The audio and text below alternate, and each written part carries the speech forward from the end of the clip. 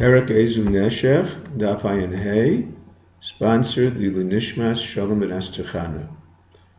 We begin with the Mishnah. The first law of the Mishnah discusses a form of saw b'saw that is permissible, one who lends seed to a sharecropper to plant.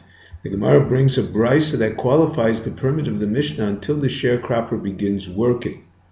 Rava explains there is no argument. The Mishnah discusses a place where the sharecropper supplies seeds.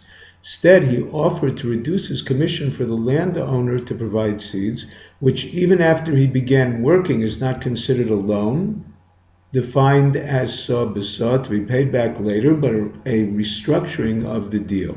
The brisa refers to where the landowner provides seeds. Instead, the landowner demanded the sharecropper provide the seeds, and he would lend them to him. This is permissible as long as it was arranged before he began working. Once he starts working, he can no longer dismiss him. At this point, he cannot restructure the arrangement. He can only lend it to him for a later payment, which is prohibited as saw b'saw. Next point of the Gemara is the law where one borrowed wheat without fixing a price. If the price of wheat went down, he can receive payment of the loan in the same amount of wheat, but not its original cash value. But if it went up, he can only receive its cash value at the time of the loan. Now we come to a new Mishnah. The Mishnah brings a machlokas concerning saw b'saw v'yeshlo. Tanna Kama holds that the isur of saw b'saw is be'ein lo. However, if the borrower has produce, even inaccessible, is permitted to borrow saw b'saw. Hillel does not permit saw b'saw v'yeshlo. The halacha follows the Tanna Kama. In addition, he holds the isur of saw b'saw applies to small loans as well. We do not assume that people will not be particular about something small, such as returning a loaf of bread that is slightly larger, unless it is RABBIS for the loan. The Chachamim, however, disagree. The Gemara elaborates on the law of saw b'saw. According to Rav Huna, whatever amount the borrower has, he can borrow against it. According to Rabbi Yitzchak, if he has, he can borrow as much as he wants. Talmid Chacham can give more than he received. Since he knows the severity of the isur RABBIS, he would be aware if his intention is to give a gift or actually pay interest. Gemara discusses the law of a father lending to his children with interest for educational purposes. Gemara concludes it is prohibited, although the father's intention is to make them feel the pain of paying more than one borrow. The effect may backfire. Now we come to a new Mishnah. The Mishnah discusses offering services as payment for a service received. Number one, if the service is the same, it is permissible, such as weed for me as I weed for you.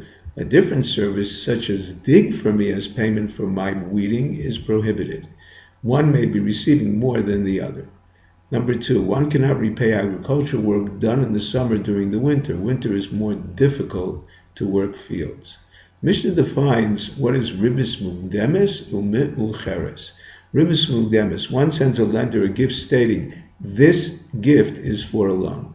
RABBIS mucheres, one sends a lender a gift stating, this is a gift in appreciation for the loan received. Rabbi Shimon holds there is RABBIS b'dibur, spoken interest. He informs the lender important information in appreciation for a loan. If the borrower does not generally greet the lender, he may not do so after receiving from him a loan.